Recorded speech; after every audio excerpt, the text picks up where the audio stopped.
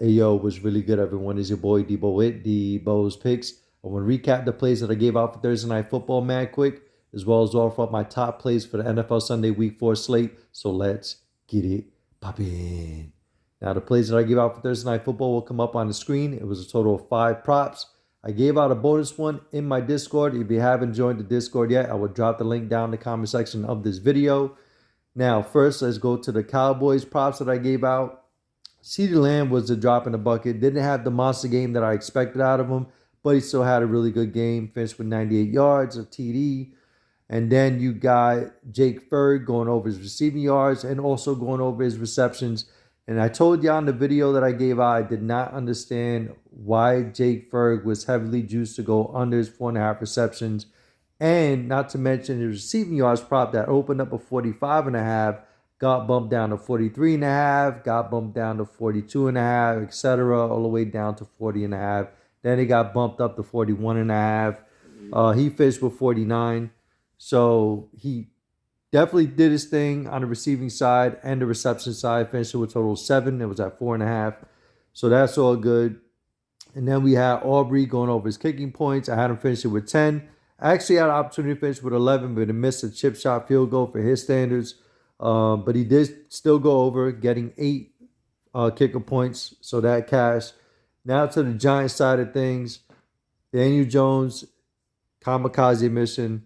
By that I mean, not only did he kill his rush yard prop bet, he killed Devin Singletary's receiving yard prop. Now, in the first half, Devin Singletary had 14 receiving yards on 1 catch from a screen pass. So you felt pretty good about him going over, going into halftime. But obviously, that was the only target he got. And I don't understand why the Giants did not continue to utilize Devin Singletary in the passing game, especially when you consider the Cowboys giving up the 5th most receiving yards to opposing running backs in the early season. And obviously that screen pass worked swimmingly, so I don't understand why they didn't stick to it. Instead, Daniel Jones would stay in the pocket. O-line did hold up well against the Giants D-line. But even so, when the pocket was semi-collapsing, Daniel Jones just stayed in the pocket tall and it was still chucking the ball down the field. Not accurate on the deep passes, which was, I just didn't quite understand why he wasn't trying to just be smart, continue to do short passes, dump offs to Devin Singletary, move the chains, get a third and manageable, or attempt to get the first down.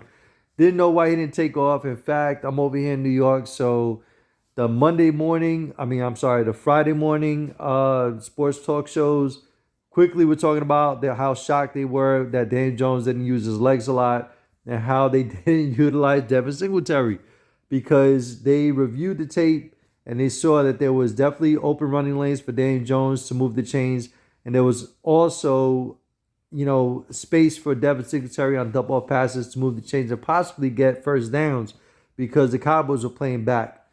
So he definitely single-handedly killed 2 props on his own. So thanks for that, D. Jones. And I'll definitely be fading you moving forward because I cannot trust you. And not to mention the Cowboys do give up a lot of rushing yards to opposing QBs as well. So Daniel Jones did not take full advantage. Seems to me like you're trying to prove a point, mad stubborn, and just pushing the ball down the field. And if you follow the Giants for whatever reason, I feel bad for you. Unfortunately, I have to because that's my team. You'll know that Daniel Jones is rare you see him throw for 30 pass attempts. He threw for 39 in this game, so that was crazy. So like I said, a lot of people over here were taken back by how he didn't utilize his legs, and that pretty much killed us. The bonus play I gave out in my Discord was actually Malik Neighbors. Contrary to what I said in my video, that I was going to stay away from him.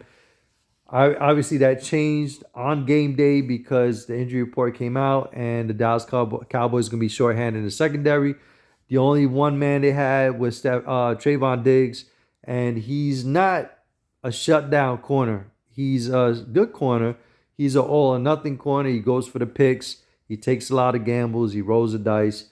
He doesn't follow the number 1 receiver. So the Giants, knowing that the Dallas Cowboys secondary was going to be depleted, they knew that they could now move neighbors around confidently and the Cowboys wouldn't be able to put a effective double team on him where you slide the safety over with a corner, especially when we have a practice squad corner playing.